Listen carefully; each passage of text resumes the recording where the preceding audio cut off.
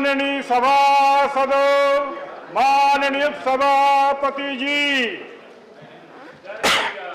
Private members' legislative business bills for introduction. Number 1, the Uniform Civil Code in India Bill 2022. Dr. Kirodi Lal Meena to move for leave to introduce the Uniform Civil Code in India Bill 2022. Dr. Kirodi Lal Meena. Dr. Kirodi Lal Meena absent. Absent. Please.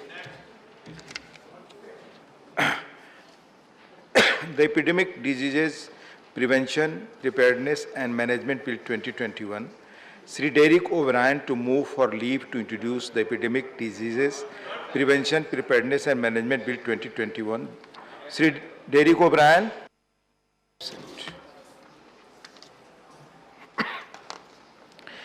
The Information Technology Amendment Bill 2022. Sri Derek O'Brien to move for leave to introduce the Information Technology Amendment Bill 2022. Sri Derek O'Brien absent.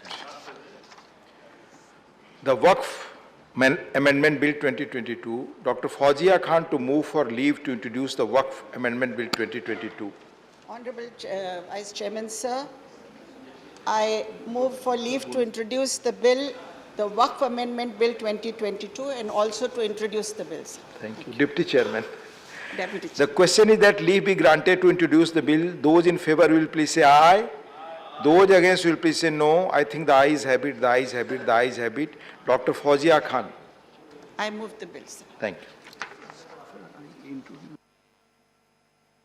Bill, please say complete. I introduce the bill, please say complete.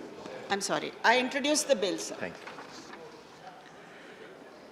you. The Right of Children to Free and Compulsory Education Amendment Bill 2022. Dr. V. Sivadasan to move for leave to introduce the Right of Children to Free and Compulsory Education Amendment Bill 2022. Respected Chair, sir, to move for leave to introduce a bill further to attend the Right of Children to Free and Compulsory Education Act 2009. Thank you, sir. The question is that leave be granted to introduce the bill. Those in favor will please say aye. Aye. Those against will please say no. I think the ayes have it, the ayes have it, the ayes have it. Dr. V. Shivadan. Sir, also to introduce this bill, sir. Thank you. The Constitution Amendment Bill 2022, Amendment of Articles 4, 55, 81, etc. Dr. V. Sivadan to move for leave to introduce the Constitution Amendment Bill 2022. Respected Chair, to move for leave to introduce a bill further to amend the Constitution of India. The question is that leave be granted to introduce the bill. Those in favor will please say aye. Aye. Those against will please say no. I think the ayes have it, the ayes have it, the ayes have it. Dr. V. Sivadan. Sir, also I introduce this bill, sir. Thank you. The Compulsory Voting Bill 2022, Sri Deepak Prakash to move for leave to introduce the Compulsory Voting Bill 2022. Sir मैं प्रस्ताव करता हूं कि देश में Please. The question is that leave be granted. Please move. मैं प्रस्ताव करता हूं कि देश में मतदाताओं द्वारा अनिवार्य मतदान करने और उनसे संबंधित या उनसे अनुषंगिक विषयों का उपबंध करने के लिए विधायक को पुनर्स्थापित करने की अनुमति दी जाए. The question is that leave be granted to introduce the bill. Those in favor will please say aye. Those against will please say no. I think the ayes have it, the ayes have it, the ayes have it. Sri Deepak Prakash. विधेयक पुनर्स्थापित करता हूं. Thank you. The Bengal Freedom Fighters Memorial Bill 2022, Srimati Santa Chhetri to move for leave to introduce the Bengal Freedom Fighters Memorial Bill 2022. Honorable Sir, I move for leave to introduce a bill to provide for the creation and erection and management of a national memorial to perpetuate the memory of those from Bengal who have fought and struggled for the freedom of India from the oppressive British Raj, beginning to the territorial jurisdiction of Bengal Presidency 1765 to 1947, Presidency of British Indian Empire. Thank you, sir. Thank you. The question is that leave be granted to introduce the bill. Those in favor will please say aye. Those against will please say no. I think the ayes have it, the ayes have it, the ayes have it. Srimati Santa Chetri. Sir, I introduce the bill. Thank you. The Indian National Army Regiment Bill 2022, Srimati Santa Chetri to move for leave to introduce the Indian National Army Regiment Bill 2022. Sir, I move to leave to introduce a bill to provide for the constitution and regulation of a new army regiment to be known as the Indian National Army Regiment for defending the borders of India against all foreign enemies and to honor of the member of Indian National Army of the Azad Hind Fauj and for the matters connected therewith or incidental thereto. The question is that leave be granted to introduce the bill. Those in favor will please say aye. Those against will please say no. I think the ayes have it, the ayes have it, the ayes have it. Srimati Santa Chetri. Sir, I introduce the bill. Thank you. The Constitution Amendment Bill 2021, amendment of Articles 246 and 254. Sri John Britas to move for leave to introduce the Constitution Amendment Bill 2021. Sir, I move for leave to introduce a bill further to amend the Constitution of India to ensure inclusive legislation by Parliament with respect to matters enumerated in the list 3 in the 7th schedule. The question is that leave be granted to introduce the bill. Those in favor will please say aye. Those against will please say no. I think the ayes have it, the ayes have it, the ayes have it. Sri John Britas. Sir, I introduce the bill. The Central Public Sector Enterprises Protection of Interest of States Bill 2022, Sri John Britas to move for leave to introduce the Central Public Sector Enterprises Protection of Interest of States Bill 2022. John Britas. Sir, I move for leave to introduce a bill to provide for safeguard in the interest and entitlement of states in the eventuality of disinvestment of central public sector enterprises and to ensure fairness and transparency in the process and for matters connected therewith or incidental thereto. The question is that leave be granted to introduce the bill. Those in favor will please say aye. Those against will please say no. I think the ayes have it, the ayes have it, the ayes have it. Sri John Britas. Sir, I introduce the bill. The National Commission for the Welfare of Home-Based Workers Bill 2022, Sri Santosh Kumar P. to move for leave to introduce the National Commission for the Welfare of Home-Based Workers Bill 2022. Sir, I move for leave to introduce a bill for the establishment of a National Commission for the Welfare of Home-Based Workers. The question is that leave be granted to introduce the bill. Those in favor will please say aye. Those against will please say no. I think the ayes have it, the ayes have it, the ayes have it. Sri Santosh Kumar P. Sir, I introduce the bill. Thank you. The Places of Worship Special Provisions Repeal Bill 2022. Sri Harnath Singh Yadav to move. Sri Harnath Singh Yadav to move for leave to introduce the Places of Worship Special Provisions Repeal Bill 2022. Sri Harnath Singh Yadav. Harnath Singh Yadav. Absent. Absent. Pramod ji कुछ कह रहे हैं? Please please please एक minute आप सब बैठ जाए. प्रमोद जी कुछ कहना चाहते हैं. प्लीज आप अपनी सीट पे बैठे. अपनी सीट पे बैठे. अपनी सीट पे बैठे.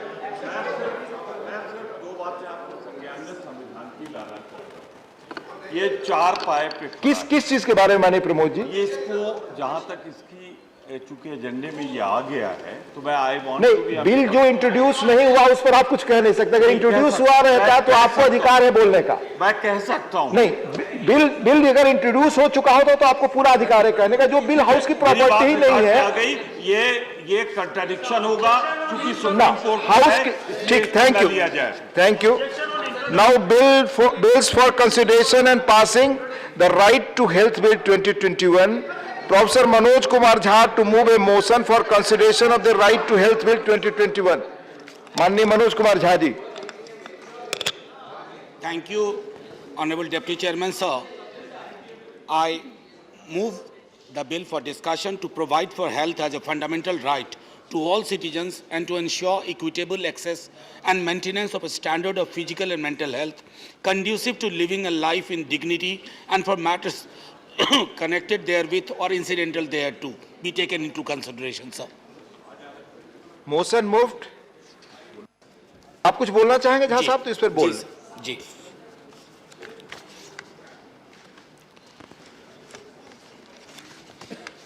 शुक्रिया आदरणीय उपसभापति जी। इस बिल के पीछे, बिल मैं लेके आया हूं, लेकिन इस बिल के पीछे सदन के कई सदस्य जो आज नहीं हैं, भाजपा के हों, ट्रेजरी बेंच के या अपोजिशन के, हम सब ने सेंट्रल हॉल में कोविड की महामारी के बाद कई दफ़े इस पे चर्चा की। तो ये निहायत ही मैं व्यक्तिगत बिल नहीं मानता, एक सामूहिक सोच, एक सामूहिक दृष्टिकोण, एक सामूहिक प्रसंग के वश इसका जन्म हुआ। सर, दूसरी लहर के दौरान मुझे स्मरण है, आज से ठीक 1 वर्ष पूर्व 21 जुलाई 2021 को इस सदन में कोविड पे चर्चा हुई थी।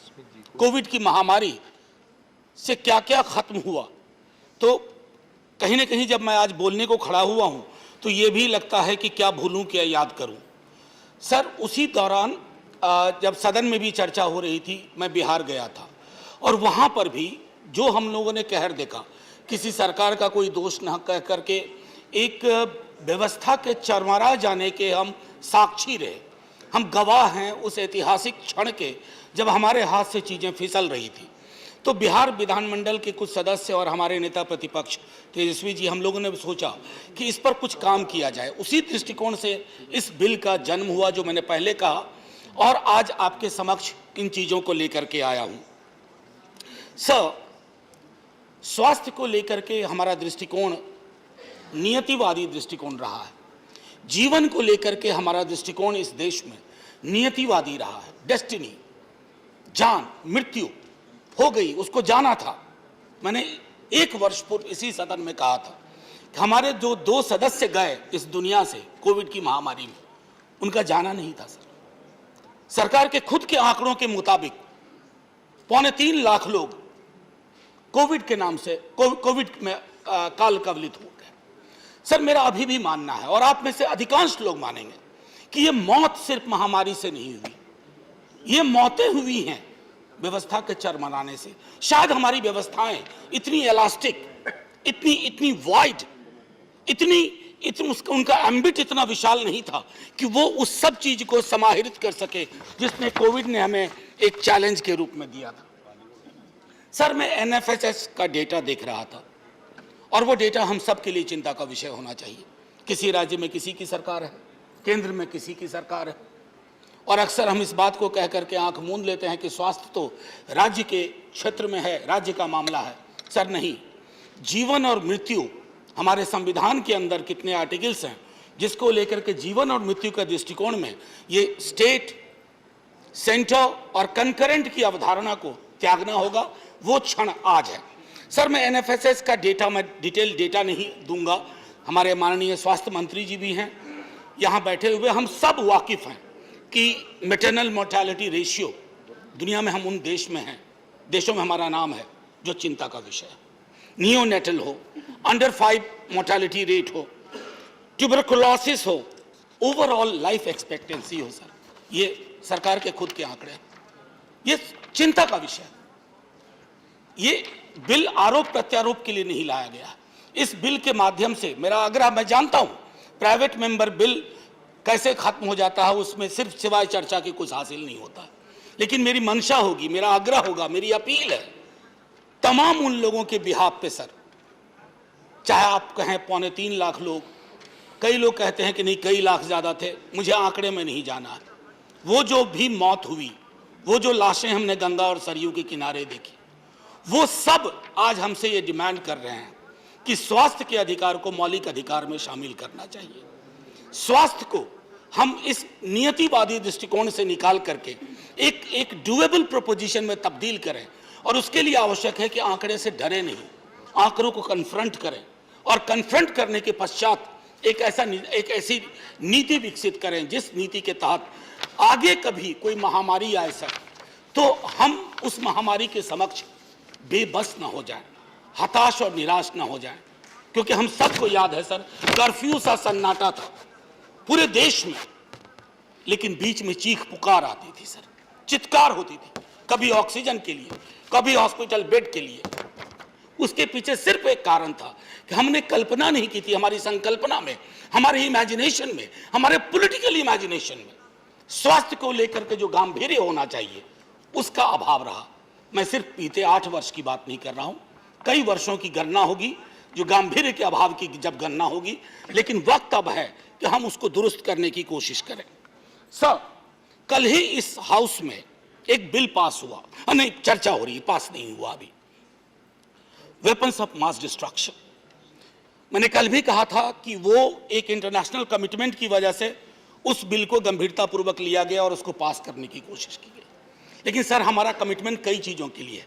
मैं आपका ध्यान आकृष्ट करना चाहता हूं article 12 international covenant on economic, social and cultural rights, उसके सारे सब क्लॉजेस तमाम सिग्नेटरी देशों पर एक तरह से मैंडेटरी करते हैं कि आप अपने यहाँ की व्यवस्थाएं दुरुस्त करिए और एलिबाई मत ढूंढिए, कारण मत ढूंढिए कि इस वजह से ये दिक्कत है। मैं समझता हूं कि महामारी के दौरान भी हमने देखा कि पॉलिटिकल विल का अभाव रहा। सर, जो सरकार या सरकारें करोड़ों रुपए के इश्तिहार दे सकती हैं, क्या वो ये कह सकती हैं कि हमारे पास संसाधन नहीं है? करोड़ों का इश्तिहार का पैसा कहां से आ रहा है? अगर उन करोड़ों के इश्तिहार के पैसे को हम अगर उसको डाइवर्ट करें इस तरह की चीजों में, तो मुझको लगता है कि परिणाम बेहतर आएगा और हम कुछ बेहतर कर पाएंगे। माननीय उपसभापति महोदय अक्सर कहते हैं, जब हम डेमोग्राफी की बात करते हैं तो कहते हैं ह्यूमन बीइंग्स एज वेल्थ। ये सर उसी तरह का एम्प्टी रेटोरिक हो गया है इस देश में, जैसे हम कहते हैं ना कि विमेन एज गॉडेस, जत्र नार्यस्तु पूज्यन्ते रमन्ते तत्र देवता। लेकिन हम सब जान रहे हैं हर गली चौराहे गांव नुक्कड़ में क्या हो रहा है उनके साथ, हमारा दृष्टिकोण क्या है।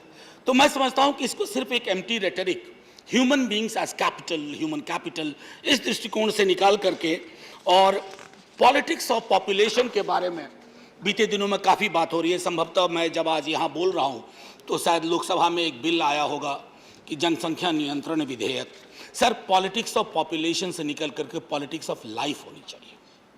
How to ensure that, how to protect, how to make sure that nobody says goodbye to this world because the world did not have enough to make sure that he or she lives the kind of life he or she was expected to. मैंने पिछली बार भी कहा था, सदन को स्मरण कराना चाहता हूं, हमारे एक साथी वहां थे, एक साथी यहां थे, राजीव सातव, उनकी वैकेंसीज पे आई हैं रजनी जी साहब। सर, राजीव सातव, मैंने उस दिन भी कहा, और वहां हमारे साथी जो उड़ीसा से, सर ये कोविड से नहीं गए, हमारी व्यवस्थाओं की चूक की वजह से गए। और ये लाखों लोग जो इस देश में काल कवलित हुए, जिनकी मौत हुई, उसके लिए जिम्मेवार हमारी व्यवस्था है। और व्यवस्था कौन बना रहा? हम बना रहे हैं ना व्यवस्थाएं। इस पर गौर करने के लिए, इसलिए माननीय मंत्री महोदय, मैं ये बिल लेके आया। मैं जानता हूं ये बिल यहां नहीं पास होगा, लेकिन आपकी दृष्टि रहेगी, आपकी नजर होगी तो ये सरकार, सर प्राइवेट मेंबर बिल का इतिहास मैंने पूरा पढ़ लिया है सर, हाँ एक्सेप्ट करेंगे। और नहीं झा साहब आप बोल। सर, मैं सिर्फ ये कहना चाहता हूं कि कोई पॉलिटिकल पार्टी हो, इससे बड़ा कमिटमेंट आपका नहीं हो सकता। लोग सरकार क्यों चुनते हैं सर? सरकार लोग चुनते हैं आसमानी बातों के लिए नहीं चुनते हैं। चाहे आप चुने गए या कभी ये चुने गए या कभी आप चुने ना जाएं, ये चुने जाएं, ये जो भी होगा ये तय है कि आसमानी मुद्दों के लिए आपका चयन नहीं होता है। आप सरकारें चुनी जाती हैं जो मौलिक चीजें हैं। क्या मौलिक हो सकता है? जीवन से बेहतर और जीवन से उच्चतर, उसकी ओर मैं समझता हूं कि ध्यान आकृष्ट करना बहुत ही आवश्यक है। सर, कई लोगों ने समय समय पर आगाह भी किया है सरकार को, पेंडेमिक के पहले, पेंडेमिक के बाद और पेंडेमिक के दौरान।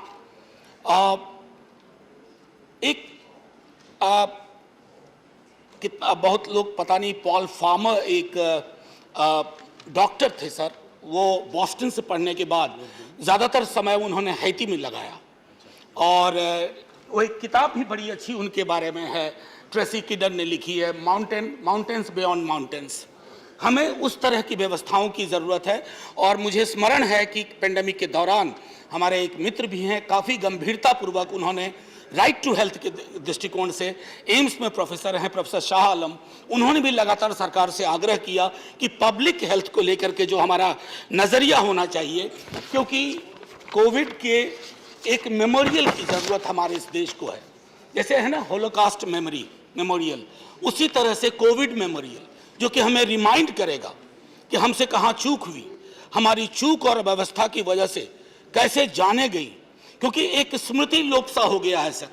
मैं ये इसलिए कह रहा हूं कि मुझे स्मरण है पिछले वर्ष जब हम इसी सदन में चर्चा कर रहे थे तो सबकी आंखें लगभग भरी हुई थी, लोगों ने अपने निकट के लोग खोए थे। सर 1 साल नहीं बीता, हमें लगता है वो पुराने जमाने की बात थी, हम उससे बहुत आगे निकल करके आ गए। ये जो स्मृति लोप का क्षण है ये नहीं होना चाहिए। मेरा एक आग्रह होगा कि इससे पहले कि मैं थोड़ा और 2-4 बिंदु आपके समक्ष रखूं। सर आज आने से पूर्व मैंने सोचा कि थोड़ा इस पर शोध करूं। माननीय मंत्री जी, मुझे आपकी पूरी तवज्जो चाहिए, गंभीरता चाहिए, क्योंकि बहुत ही आप ही करेंगे तो कुछ निकल करके आएगा फाइनली। स्वास्थ्य को मौलिक अधिकार के लीडर ऑफ द हाउस आग्रह कर रहे हैं सदस्य कि आप उनकी बात सुने प्लीज। बात सुनिए ना सुनिए, सुनते हुए दिखिए बस।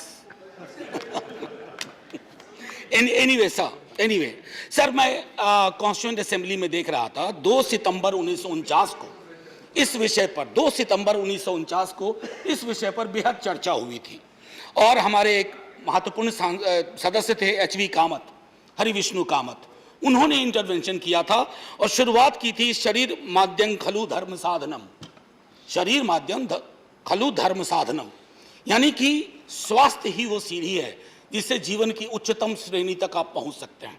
और उन्होंने इस बात को रखा था कि जो राज्य और केंद्र का मामला होता है, उन्होंने कहा सुनिए, रेत पे अगर इमारत बनाने की कोशिश करेंगे तो मुश्किल होगी। तो रेत से उनका आशय क्या था कि राज्यों के पास संसाधन कम है, केंद्र को चाहिए कि इन मसलों में अगर अधिसंरचना बनाने की आवश्यकता है तो केंद्र को प्रोएक्टिव रोल लेना होगा। ये बात 2 सितंबर 1949 को हरि विष्णु कामत ने कही थी। मैं सिर्फ इतना कह रहा हूं कि दोहरा रहा हूं और अगर अच्छा लगे तो माननीय मंत्री महोदय इस पर गौर करेंगे। सर मैंने पहले कहा यह सिर्फ एक लीगल इश्यू नहीं है जो मैं यहां रख रहा हूं, it's a moral issue sir, moral issue because when an ordinary voter goes down to put the EVM button, he or she simply doesn't look at the candidates or the political parties. He or she looks at the possibility of widest possible imagination from the person he or she is voting. उसका तात्पर्य क्या है sir? उसका तात्पर्य ये है कि मुझे स्वास्थ्य, रोजगार जैसी चीजों को लेकर के मुझे बेगिंग बोल की लेकर के ना खड़ा होना पड़े। सर हाल के दिनों में बड़ी चर्चा होती है, मैंने इसी सदन में कहा था, कई दफा लगता है कि कई सारी चीजें रिपीट करनी पड़ती हैं। फ्रीबीज, मुफ्तखोरी, मुफ्त का ये राशन, मुफ्त की दवाई। सर मैंने कहा था प्लीज, ये आदमी को डिमीन कर रहा है आपके नागरिकों को। आप वेलफेयर स्टेट हैं अब तक थैंकफुली, और चूंकि वेलफेयर स्टेट हैं तो इसमें ये मुफ्त शब्द का इस्तेमाल बंद होना चाहिए। अब तक है मुफ्त शब्द के इस्तेमाल से ना आप ब्रिटास एक मिनट, मुफ्त शब्द के इस्तेमाल से आप एक बड़ी आबादी को डिनाइग्रेट करते हैं, अपमान होता है उनका, और उनके नागरिकों के अपमान का अधिकार हम में से किसी को नहीं है। अरे आप देते क्या हैं? अनाज, एक वैक्सीन, ये आपकी रेस्पॉन्सिबिलिटी है। अपनी रेस्पॉन्सिबिलिटी को खैरात में तब्दील मत करिए। उत्तरदायित्व और खैरात में बहुत फर्क है। और मैं देख रहा हूं कि अधिकांश राज्य सरकारें भी इसी मॉडल को अपनाने लगी। उनको लगता है ये सबसे बढ़िया मॉडल है। करोड़ों के इश्तेहार छपवाओ लंबे लंबे, और ये बताओ कि आपको हम मुफ्त में ये दे रहे हैं, मुफ्त में वो दे रहे हैं, मुफ्त में वो दे रहे हैं। नहीं साहब, आप मुफ्त में कुछ नहीं दे रहे। एक एक चीज के लिए उस व्यक्ति ने, नागरिक समूह ने पैसे दिए हैं। आज जो हम अट्टालिका खड़ी कर रहे हैं ना सामने सेंट्रल विस्टा, वो भी उसी गरीब के पैसे, गरीब का भी पैसा उसमें, उससे तो ये दृष्टिकोण बदलने की भी सर आवश्यकता है। मैं सदन में पहले भी कह चुका हूं, हाथ जोड़ के विनती करता हूं, ये मुफ्त शब्द free, this should be done away with, it should be jettisoned, इसको उड़ा करके फेंक दिया जाए। ये शब्दावली हमारे लोकतंत्र को, उसकी गरिमा को, उसके चरित्र को शर्मसार करती है। Unparliament no sir, We'll examine it, British. Sir, We'll see. Sir We'll see. मैं सिर्फ इतना कहना, We'll examine it, I have told you. Sir जीने का अधिकार, राइट टू, मैं के दृष्टिकोण से कहूं, ये पहला शुक्रवार है जब से मैं इस सदन में आया हूं, इतनी बड़ी संख्या में सदस्य। मेरा सबसे आग्रह होगा कि ऐसा ही माहौल रखें। जी सर, ऐसा ही माहौल रहना चाहिए सर, क्योंकि बाकी चीजें अपनी जगह, अगर लोकतंत्र को जिंदा रखना है ना, तो इतनी संवेदना सबके अंदर होनी चाहिए, अन्यथा लोकतंत्र के नाम पे इमारत बचेगी या संग्रहालय में चला जाएगा लोकतंत्र। एनीवे सर, मैं दूसरी चीज कह रहा था कि जीने का अधिकार की जब हम बात करते हैं, right to life, and which is a fundamental right, how do we address that right to life issue unless we have the corresponding rights available? And what are those corresponding rights? Right to health. उसके बगैर कैसे ensure करेंगे? और ये ऐसा नहीं है मैं कह रहा हूं, there are judicial pronouncements, clear cut, unambiguous pronouncements and observations that right to health should be integrated with right to life if you wish to achieve the completeness of the wholesome nature of right to life. इतनी सी बात समझने में हमें पता नहीं क्यों विलंब होता जा रहा है। सर, एक लैटिन उक्ति है, ubi jus remedium, wherever there is a right there should be a corresponding remedy, and if there is a breach there should be corresponding action.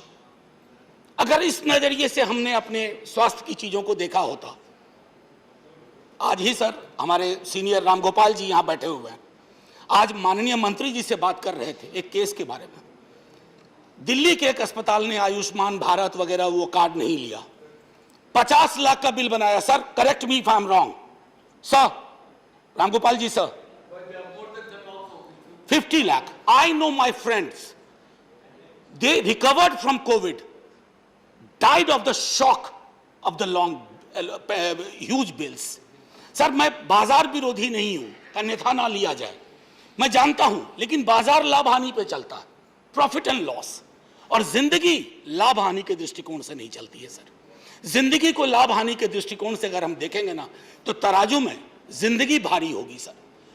तो अगर वो भारी है तो मैं समझता हूं कि बाजार के समक्ष हमने जो आत्मसमर्पण करा दिया है अपनी पूरी स्वास्थ्य व्यवस्था को, उस पर एक लगाम जरूरी है।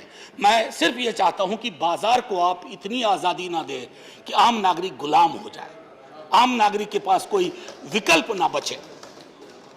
सर, अगर सरकारें चाहें तो हमारे पास व्यवस्था है, जैसे मैंने एक जिक्र किया था, कई एक्सक्यूज मी सॉरी, हमारे पास काफी बंधुआ मुक्ति मोर्चा वाला जजमेंट 84 का था सर। उसके बाद अगर आप देखें तो आर्टिकल 39, आर्टिकल 47 और इन सब को छोड़िए, उसके अलावा पंचायती राज 11 शेड्यूल में भी देखते हैं तो 243G में इसकी पर्याप्त व्यवस्था है।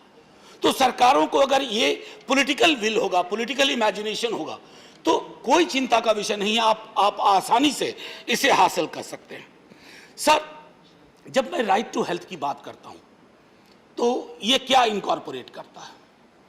सबसे पहले अवेलेबिलिटी, अफोर्डेबिलिटी, ये दोनों बेहद आवश्यक चीज है। Availability, affordability, accessibility. आप अपने हेल्थ के पूरे स्ट्रक्चर को देख लीजिए, अवेलेबिलिटी में दिक्कत है, एक्सेसिबिलिटी में दिक्कत है, अफोर्डेबिलिटी की मैं बात ही नहीं करूंगा, क्योंकि वो सब हम सब उसके भुक्तभोगी हैं। आप और हम सांसद हैं, भगवान न करे अगर आप बीमार पड़ गए अभी और हमें जाना पड़े तो। एक मिनट झाजी, माननीय सदस्यगण, जैसा आपको पता है, माननीय चेयरमैन साहब ने सूचित किया है पूरे सदन को कि वाइस चेयरमैन का नया पैनल बन चुका है। सुश्री इंदु बाला गोस्वामी जी नए पैनल में हैं। आज पहली बार आसन पर वह बैठ रही हैं। हाउस की तरफ से संचालन की और मेरी ओर से उनको बहुत शुभकामनाएं।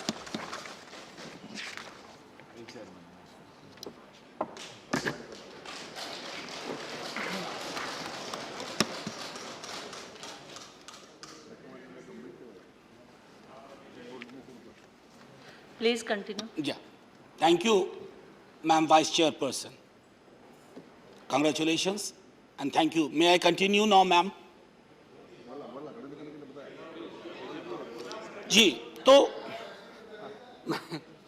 मैं ये कह मैं Continue. बोलिए आप.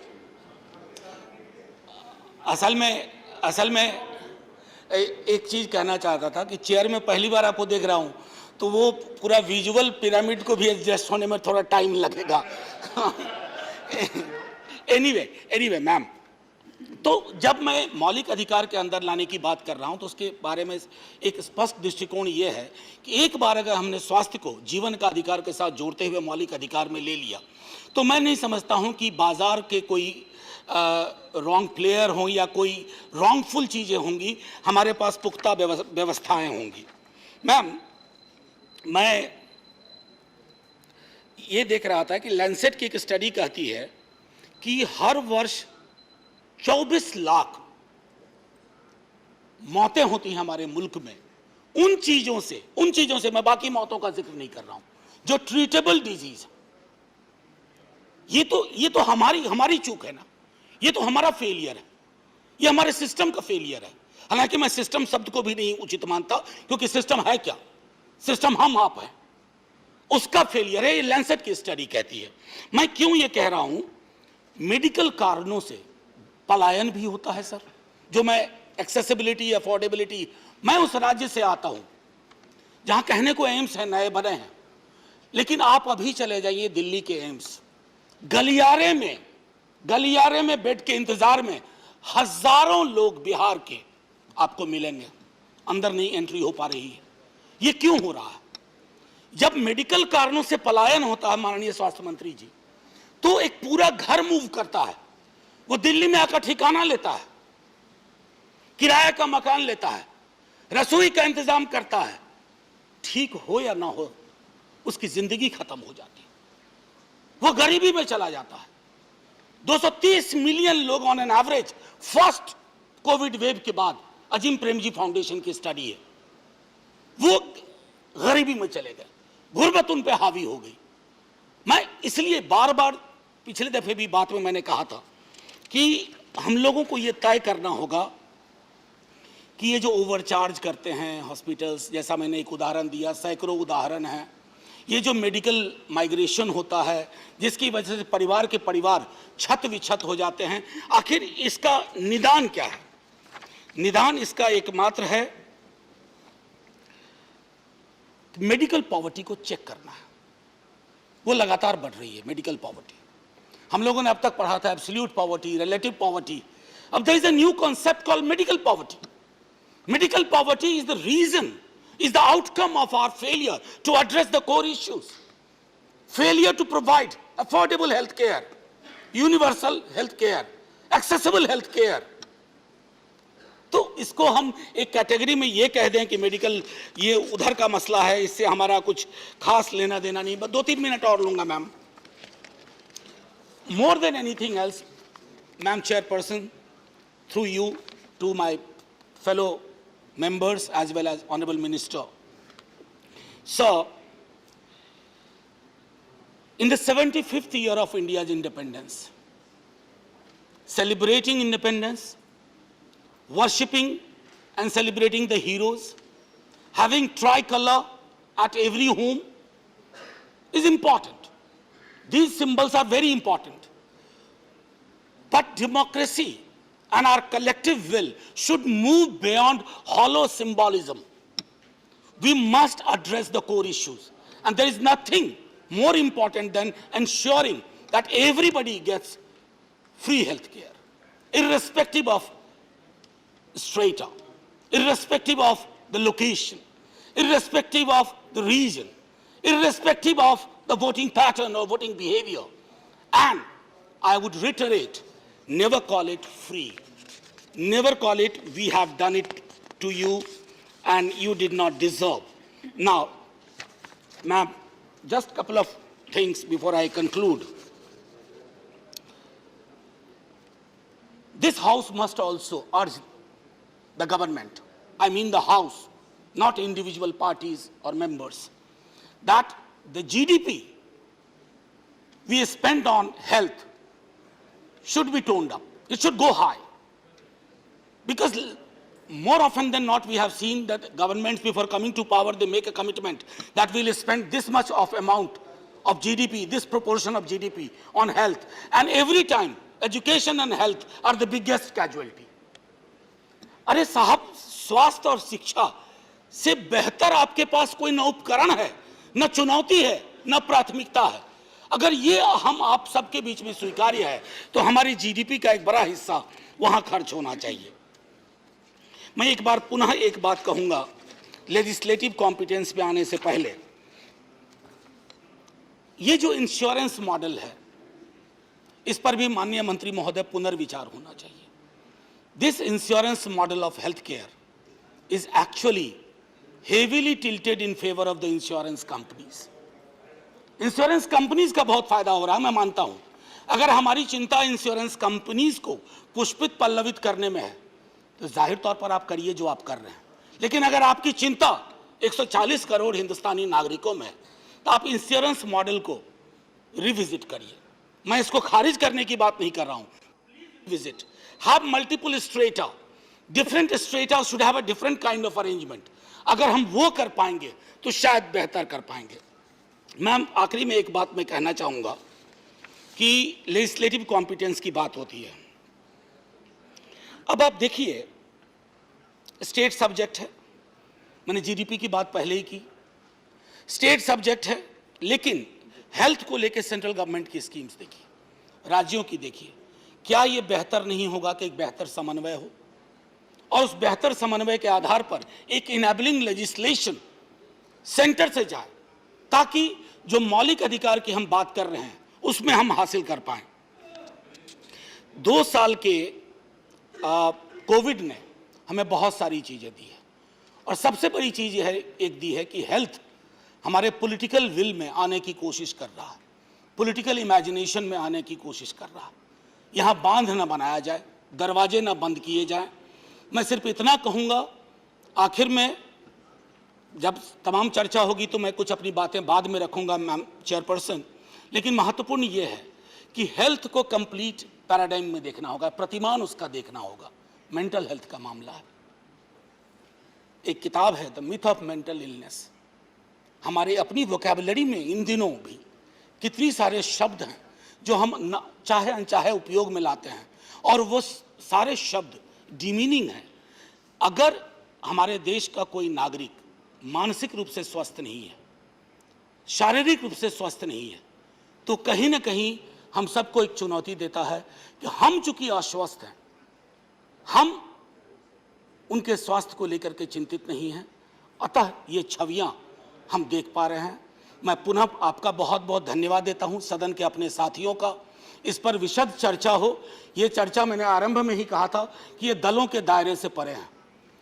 जब मौत इस तरह की महामारी में आती है ना, तो वोटिंग पैटर्न देख के मौत नहीं आती है कि ये बीजेपी को वोट किया ये बचा रहेगा, ये कांग्रेस को वोट किया ये बचा रहेगा, ये जदयू को वोट किया बचा रहेगा, ये सीपीआई को वोट किया नहीं बचेगा। ऐसे नहीं, चूंकि ये दलों के दायरे से ऊपर है, हम सबको एक संकल्प लेकर के और सरकार से आग्रह करना होगा। मनसुख भाई हमारे हेल्थ मिनिस्टर साहब बैठे हुए हैं, बड़ी खुशी होगी कि अगर इसी सत्र में एक राइट टू हेल्थ के मसौदे पे विचार हो, ताकि एक संदेश जाए।